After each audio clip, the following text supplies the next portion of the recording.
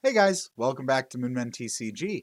Today we're going to be taking a look at the 5 decks that I think are going to be performing the best in the upcoming Set 2 Paramount War meta.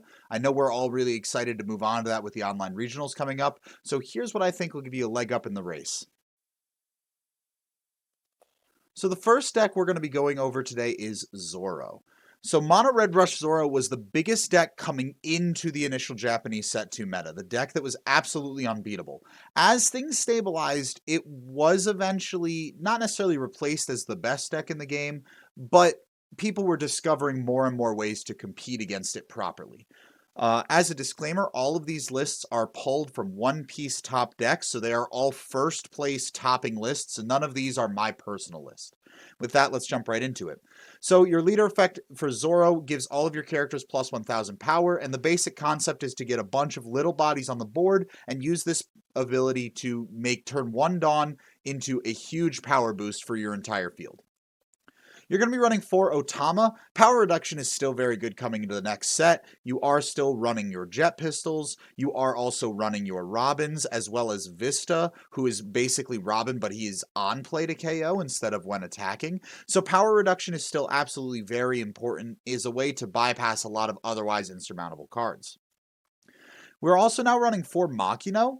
Makino is a new card coming out of set 2. It's a 2k counter, so worst case scenario, it's excellent defense in your hand. On top of that, its ability is you can rest it to give one of your red characters with a cost of 1 plus 3000 power for the turn. So your deck runs, as you can see here, a lot more 1-drops than it often did, unless you were playing Ducks, in which case I salute you. But basically, you're getting a lot of leverage from this Makino power increase for 1 Dawn on your leader and 1 Dawn for Makino, you're going to get 4000 power on any of these little 1-drops. As a beater for 1 cost, we're also running Nami. It will check your top 5 so that you can +1, and more than ever before with the addition of Makino, this card can actually be used as a lethal attacker. We're also running 2 Magra here. Magra is very similar to Makino, except it is not a 2k counter, it's a 1k counter. It does have 2000 power, so it can be used as a beater in of itself, and its ability is on play instead of activate main. So when you play Magra, you immediately make one of your 1-drops stronger than they were before. So you're just getting a lot more excess value from pumping these little beaters than you did before. We're also running 3 of this Gordon. This 3000 power reduction couples so well with Vista and Robin to get rid of 6k blockers, to get rid of things like Queen, get rid of things like 5-drop Law, get rid of things like 5-drop Luffy if it's being run.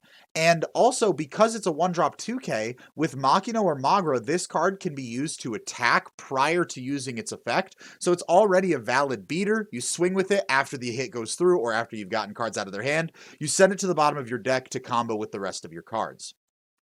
We're also running 3 Sunicune. It's a 1-drop 3k beater, which is really good with the addition of Makino and Magra. As for 1 Dawn, this becomes a 6k, and then with your leader, it's a 7k. That's a beautiful number to be hitting, is 7,000. The reason we choose to run Sunicune specifically is you can grab it off of Nami, so it just adds a little bit of consistency to your deck. We're also running 4 Curly Dadan. This card, 3000 power, is pretty easy to make into a valid beater with Zoro. 1 Dawn on leader, 1 Dawn onto any of your 3k beaters, and all of a sudden you've got 5k power. Curly Dadan also searches for half of your deck in the top 5 cards. And your Makinos, your Magras, your Gordons, your Namis, even your Sunnies or Otamas, these are all such valuable cards to be able to search. And it adds consistency to get over 8-drop Kid in a way we did not have before, because we've always had ways to search for this jet pistol in the form of Nami, right? But we never had a way to search for Otama in the Zoro decks. Now, if you're into a green matchup and you're concerned about 8-drop Kid, you finally have a top 5 searcher that can make your 8-drop Kid answer a little more consistent. We're running 4 Brook as our 2k counter Straw Hat of choice. Most of the time, Brook will just be a 2k counter that you can grab with Nami if you need to.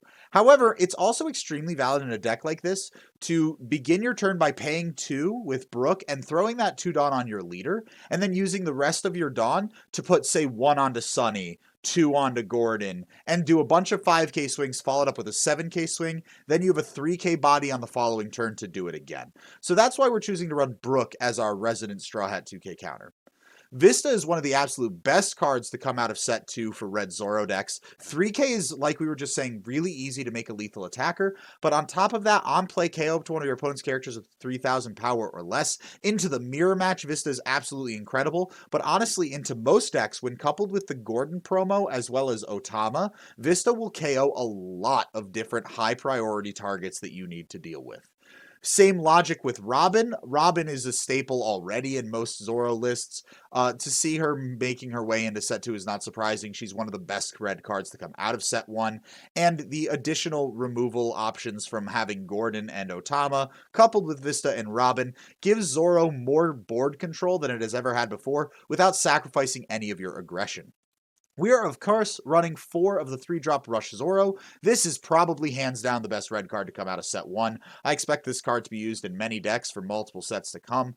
It's just really cheap, efficient, easy rush, which is what this Zoro deck is all about. We are choosing to run 4 of the new Whitebeard. You will see Whitebeard run in a lot of the Zoro lists moving forward. It helps you transition to your late game while providing your leader with defense and offense simultaneously.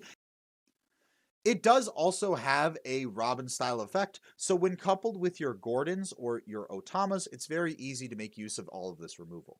This deck chooses to run 2 Radical Beam for a little extra defense, not that uncommon in Zoro lists, as well as 4 Jet Pistols.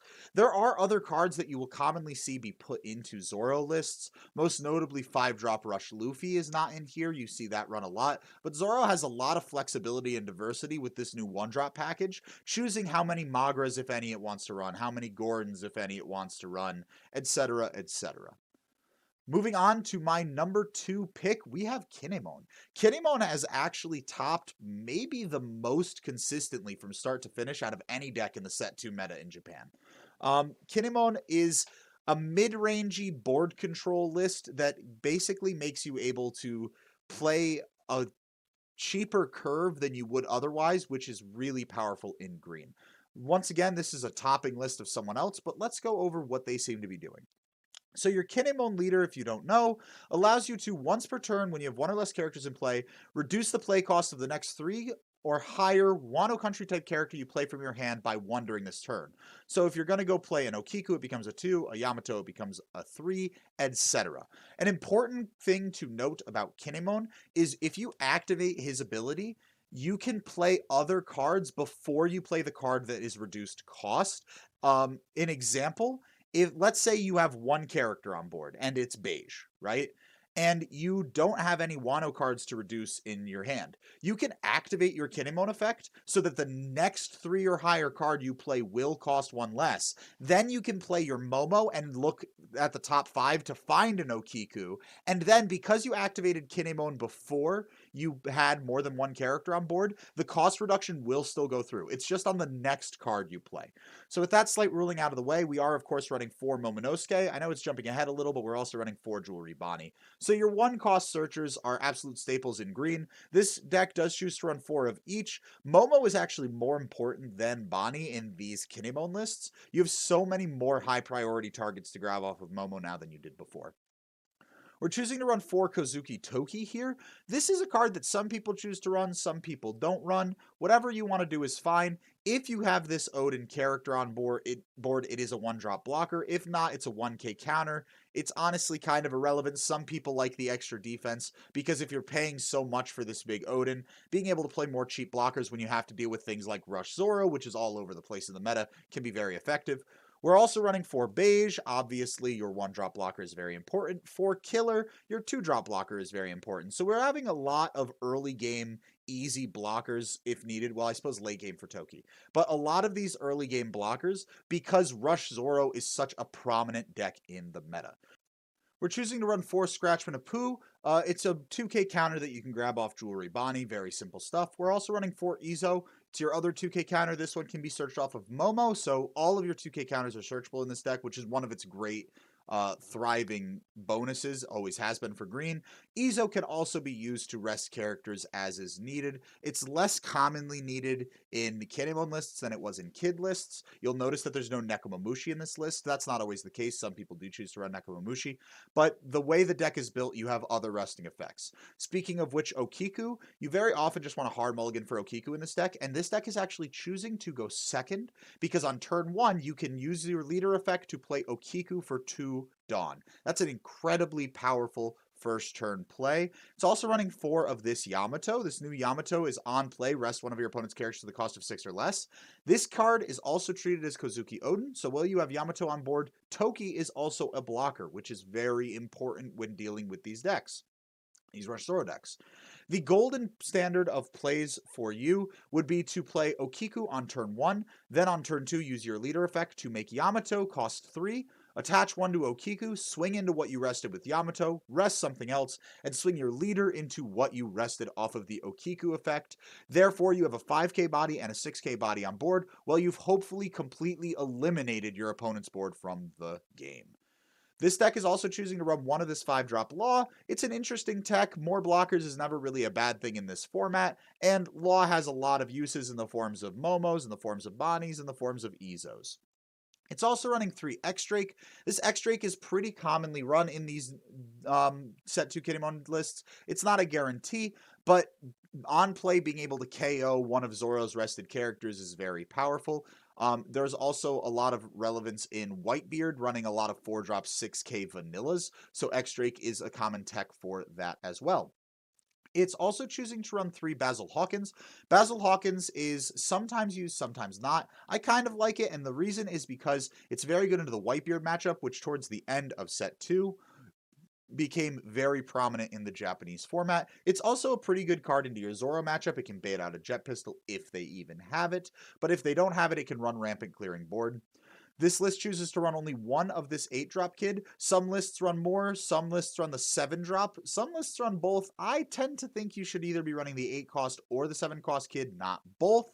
But basically, it's just more Zoro protection, and that's the primary reason for it. You'll notice they only run 1. 8-drop kid is not as important in set 2 as it was in set 1, as it's easier to answer. It's also running 4 of this new Oden. This new Oden can activate main once per turn. You can pay 3 to switch him to active. This makes him the best attacker in your deck by far. He also can be reduced to a 7-cost card, which is really powerful. Also, if your opponent does kill him on KO, you can play one Wano Country type character card with a cost of 3 from your deck, then shuffle your deck. It does specify exactly cost 3, so your only options here would be to play Izo or to play Okiku in this list. Some lists are also running Raizo, so if you're choosing to run Raizo, you can grab that from your deck. This list also runs 2 Paradise Waterfall, a very good card for protecting your tapped Okikus. It does run Law, so it can do a minor blocker combo should you so choose, if it's available to you. Some lists run Punk Gibson. I haven't seen it that commonly. There have been a few topping lists that run the 5-drop double attack Banish Yamato. It's not incredibly common. I personally do run it. I think it's a pretty good card and fine to tech in. This list just doesn't. Let's move on to our third meta pick for set 2, which is Whitebeard. Now, there's many different ways to build Whitebeard, actually. This is what I call Stagebeard. Stagebeard is very focused on the Moby Dick stage. In my opinion, it is the strongest way to build Whitebeard. So that's what I want to focus on the most. If you don't know, Whitebeard is a 6,000 power, 6 life leader. So he broke all of the curve that a leader possibly has. However, at the end of your turn, add 1 card from the top of your life area to your hand. That effect is mandatory. So he's incredibly powerful, but just like in the manga, he is slowly dying. It's important to note that you cannot lose the game from this effect. If you have no cards in your life area, the effect just does nothing, and you have a 6k beating vanilla.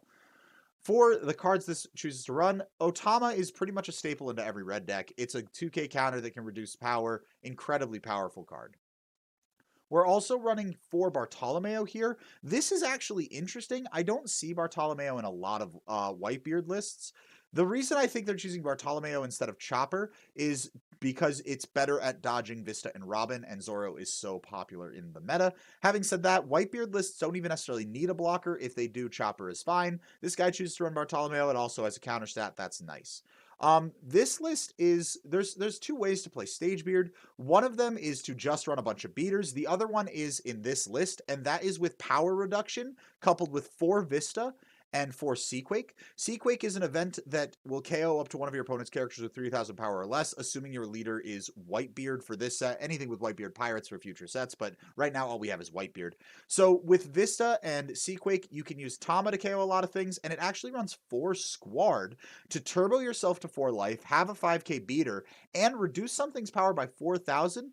4,000 coupled with your Vista or your Seaquake is removing 7,000 or less. That kills a lot of cards in the current meta, which makes it very powerful.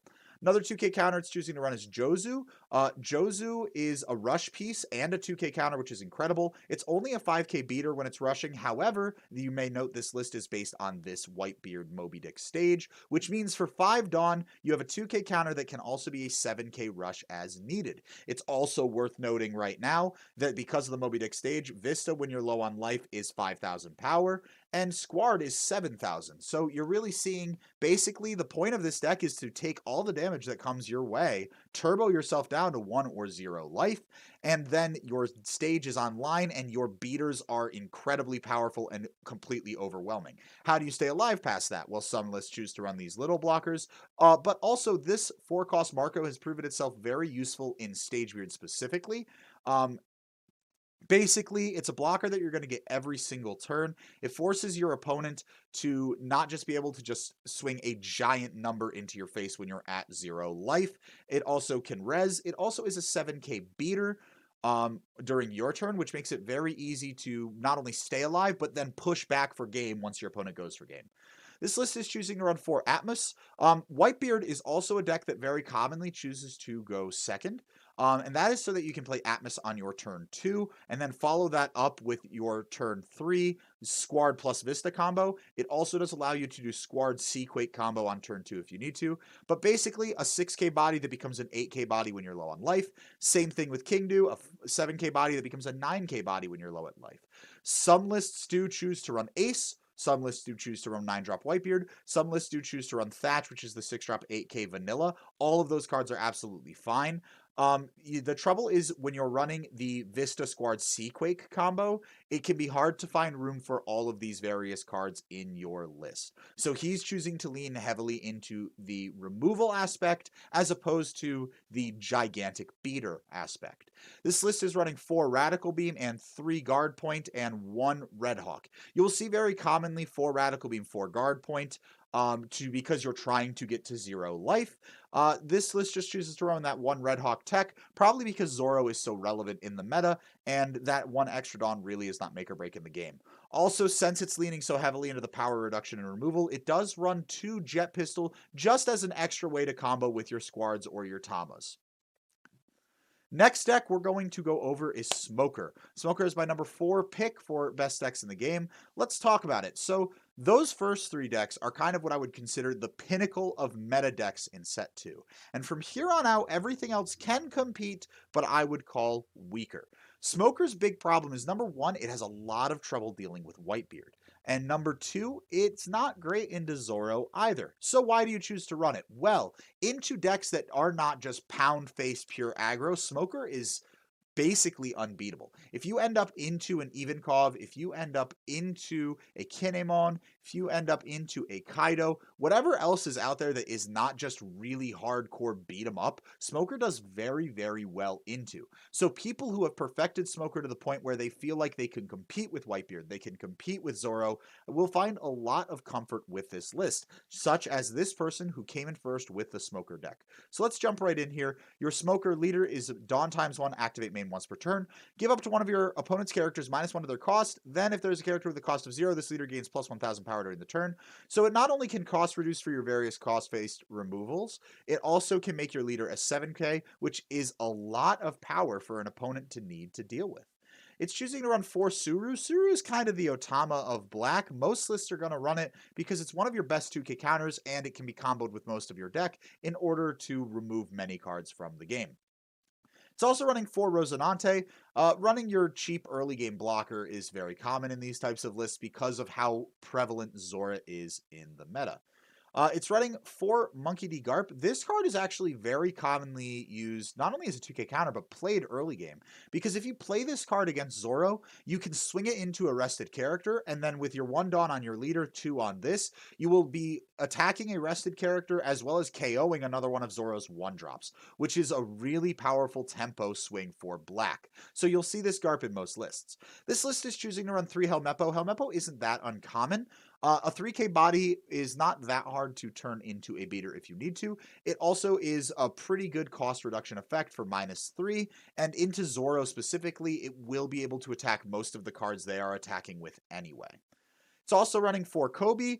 Kobe's on play. You may trash 1 card from your hand, KO up to one of your opponent's characters at the cost of 3 or less. 4K beater is much more likely to be relevant after you have played him than the 3K beater of Helmeppo, but it's one of your better removal pieces in black. It's cheap. It has a wide range of relevant things it can KO, and with minimal cost reduction, it hits a lot of the meta decks. It also usually you'll see this smoker get run. It cannot be KO'd by effects, which is really good right now because a lot of decks that are red decks are running all over the place, and they're trying to kill your rested characters rather than wasting their swings into them. They're trying to use their Vistas, their Robins, their Squards, their Seaquakes, etc. Smoker just bypasses all of that. And his ability is when attacking, if there's a character with a cost of 0 in play, this card gets plus 2,000 power during this turn. That cost 0 stipulation is really easy to make happen, and then you have a 6K beater for 3 with a form of evasion, which is very powerful.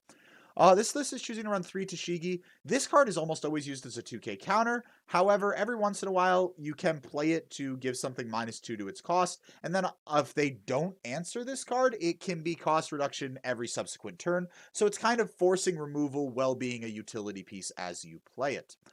4 Kuzan is pretty common. First of all, on play, draw a card is very good. 4 drop 5K. But also, when attacking, give up to one of your opponent's characters -4 to their cost during this turn. This is one of your best cost reduction pieces. It will happen every single turn that you go through your game. It gives a very big drop to the cost, making the rest of your deck very easy to KO a lot of priority targets. For Borsalino, this card is one of the best cards in the game to me. I loved this card since its release. During your opponent's turn, it's a 4-drop 6K blocker that cannot be KO'd by effects. So you're getting a blocker that makes it easier to defend your leader against all these red decks without them being able to remove it with their jet pistols, without them being able to Gordon Vista it, Squad Vista it. It just has such a strong amount of evasion. If you've played a lot of set 1, you'll know that a 6K blocker is absolutely incredible. Something to note is that it only gains the power and it only cannot be KO'd during your opponent's turn. So you need to be mindful of triggers. Be ready for a jet pistol in life as it could kill your Borsalino. This list chooses to run 3 Smoker. The main purpose of Smoker is it's a 5-drop 7K that cannot be KO'd by card effects. The Dawn times 1, if there's a character that costs 0 in play, he gains double attack, is very minor in comparison to having a 7K beater with a form of evasion. Now, double attack is a very powerful effect. It can be very helpful. But really, 5-drop 7K is just incredible stats. It's very similar to the reason you would play Virgo in set 1. And being unable to be KO'd by effects, once again, no Squad Vista combos, no Kaido lists. You will be able to survive board wipes very well against Kaido with this Smoker list. For Sakazuki, this is probably your absolute best piece of removal in the deck. Secondary to only your secret rare, maybe. But a 6-drop 7K on play, trash one card from your hand, KO to one of your opponent's characters at a cost of 5 or less is a huge tempo swing. It's very similar to King from set 1, and then you have a 7K beater every subsequent turn. It's also running 3 of this secret rare. This secret rare will often win you the entire game when it is played if it can stick. It's a 10-drop 10K beater. During your turn, all of your opponent's characters get -5 to their cost, and on play, you KO to one of your opponent's characters at the cost of 0. Now, the on play does stack with the your turn ability of reducing the cost. So the moment you play this, you KO something that costed 5 or less immediately. Then every subsequent turn, all of your removal effects will hit almost anything in the game. Your Sakazuki will hit any card printed because it can hit up to cost 10 with Kuzan Sakazuki combo. You run 2 Meteor Volcano here. It can KO one of your opponent's characters at the cost of 1 or less. When stacked with your various cost reduction, this is good into any deck in the game. However, it is also very, very strong into notably Zoro, which thrives off of all of these 1-cost cards. And we're running 4 Impact Wave. This is really your only good counter, and this deck is slow and defensive, so you want a card with a you want a counter event. But also its ability is very good at keeping Zoro in check. You'll often use it a lot early to keep your life high and stop Zoro from kind of steamrolling away with a game. Now, before we go on to my 5th meta pick, I have 3 honorable mentions. All 3 of these decks were very good contenders, but I wouldn't have put them in the top 5. We won't go as in depth with them, but I will explain what's good about them and why I thought they would not make the cut. So, starting with Ivankov. The Ivankov deck basically counters out a ton early to keep your life high, and then you're leveraging the fact that you have the 7-drop Ivankov that when you play it, you're going to play another 7k body. So what's good about Ivankov? Well, first of all, it's incredibly powerful into Whitebeard decks. The ability to play 2 7ks at once can really make Whitebeard struggle when you flood your board with 7k beaters. If they're running the removal version with the Squards and the Vistas, you might have a harder time, but not all Stage Weird builds are, and even if they are, you are one of the better decks to combat Whitebeard. However, having said that, you're not very good into Zoro. You're not very good into Smoker. You kind of have a lot of 50-50 matchups. And overall, you're just not really making the cut in comparison to these other decks, even though you can compete with what is honestly, in my opinion, probably the best set 2 deck. Trafficker Law. So Law at first was not seeing any traction. People started to realize you put the film Straw Hat engine in him. He can be a pretty strong mid-range deck. He's kind of shifted away from the utter speed that existed in set 1 Law in favor of more consistency, more power in the mid to late game. Why is that an issue? Number one, with Zoro all over the place, if you're not going fast with Law, you're a 4-life leader and they can just kill you outright. Also, a 4-life leader is really hard to make work in a meta where Whitebeard is a 6-life leader. Now, Whitebeard, granted, is kidding themselves for life every single turn. However, their attackers are absolutely huge and very hard for you to avoid turn after turn. But also, the fact that they have 6 life means they're going to see 2 more cards the entire game than you are. So normally you're dealing with your opponent having 1 extra card all game. Now you're dealing with them having 2, which can be a really big problem. Still, people have been showing that they can perform very well with Trafficker Law, and it's a fine pick moving into set 2. And lastly, for honorable mentions, we have Mono Green Kid. So Mono Green Kid creeped up mainly as an answer to Zoro because Zoro was running all over the place. And if you know anything about set 1, you know that Kid is very good into Zoro. However, Kinemon already has a pretty decent matchup into Zoro. And basically, any of the stuff that makes Kid good into Zoro, Kinemon can also run. It can also run Basil Hawkins. It can also run 8-drop Kid.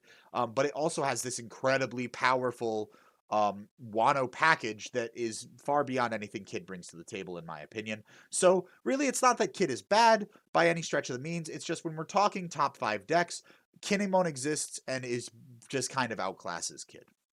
So with our honorable mentions out of the way, let's jump right in to what is, in my opinion, the 5th pick for set 2, which is Mono Purple Kaido. I think this pick is going to surprise a lot of people.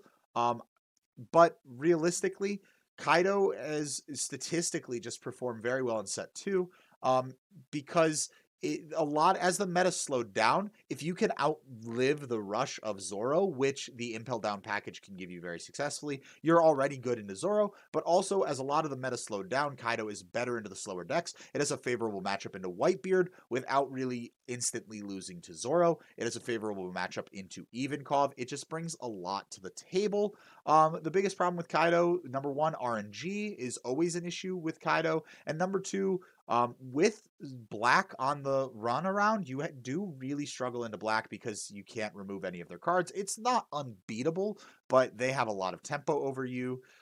There's also the trouble of if Kinemon decks are running Yamato, you can really struggle to deal with that double attack banish. If you can't stop that early, you've probably lost the game. And Zoro is still very powerful into you. You just can outlast it more than maybe some other decks. So what's changing from set 1 Kaido to set 2? Well, first of all, obviously you're running 4 Onigashima. You've got your Kaido leader. You're running this Hannibal, which lets you look at the top 5 cards for your Impel Down cards, and really the Impel Down cards are so strong, that's what's making this deck so good. Hell's Judgment is the best purple counter that we've gained access to, that we have, period. It's 2 cost, counter Dawn -1, give up to 2 of your opponent's leader or characters -3,000 power during this turn. On its trigger, you can, if your opponent has 6 or more Dawn, you return one of them to the Dawn deck. Honestly, triggering this card is almost never right, just because of how powerful the counter is. So into Rush Zoro, into all these lists that are going wide. Going wide is really big in the meta, much more than going tall. You're stopping essentially 2 attacks, and there's a lot of decks that untap things. If you're playing into Kid, hitting their leader is really good. If you're playing into Kinemon, hitting their Odin is really strong. So Hell's Judgment alone just brings a lot of power. What else can you grab off Hannibal that makes it worth it? Well, you can replace Black Maria with another 2-drop blocker, which is really just good. You need your 2-drop blockers. There's also a 2K counter you can run. So now you've got a card that searches for the best counter event, one of your cheap blockers, as well as a 2K counter.